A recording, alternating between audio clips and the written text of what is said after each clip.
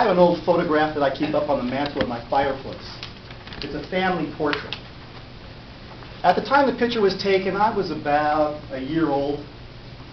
And to give you an idea of how long ago that was, it's in black and white. In the picture, I'm sitting on my dad's lap while my mom is holding my sister. My sister and I are twins, by the way. Not in the biological sense of the word, mind you. We're known as Irish twins. At least that's what the neighbors called us. It's something to do about being 10 months apart in age. Anyway, I recently added a new photograph to my mantle because I have 2 kids of my own. And they are not Irish twins. As some of you know, my kids are fraternal twins. And they're almost a year old. Allison and Emily will turn the big 1 next month. In fact, a month from today. Wow. And this picture was taken in my living room. I'm sitting on the couch next to my wife, Kelly, and we're each holding the baby in our lap.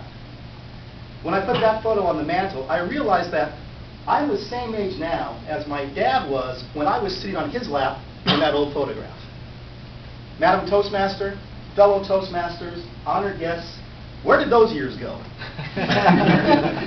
It kind of blew my mind to think that now I'm that guy, or at least I'm in that role. And it caused me to re-examine my relationship with my dad, which unfortunately wasn't the greatest while I was growing up.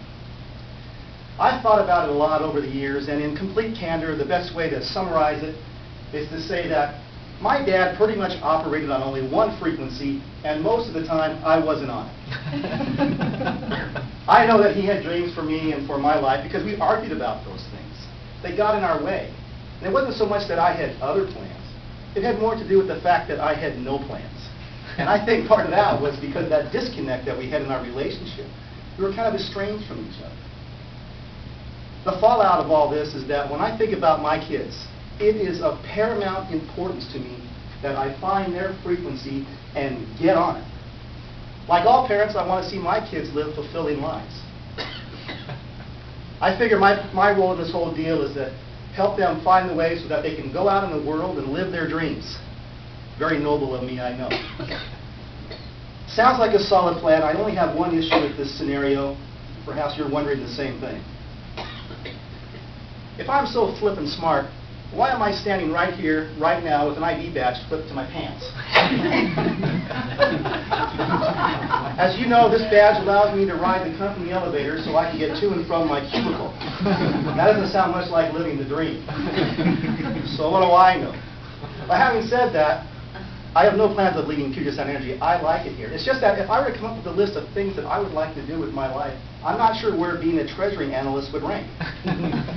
But even though I have dreams that I'm still trying to make happen, I'm a pretty happy guy. The question then is, how to make sense of it all?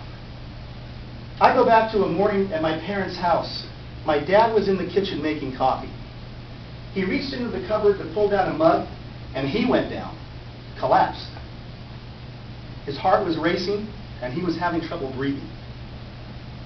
My mom called 911. The paramedics came out, they slapped an oxygen mask on him, started an IV, put him on a stretcher, and wheeled him away. He never did get that cup of coffee. They took him out through the mudroom. That's the way we always came and went. And that's where he always stashed his keys and his wallet. He never went anywhere without those things. But he did on that trip. He even left his shoes by the front door. It struck me as very wrong, and I struggled with the idea that my dad could leave the house to go someplace where he didn't need his keys, his wallet, or even his shoes. The mudroom led out to a landing and down some steps into our carport, and they squeezed him by his Buick Riviera and the workshop where he did all his endless tinkering and got him out to the curb where they were parked. This was early May. My mom had been out planting the days prior.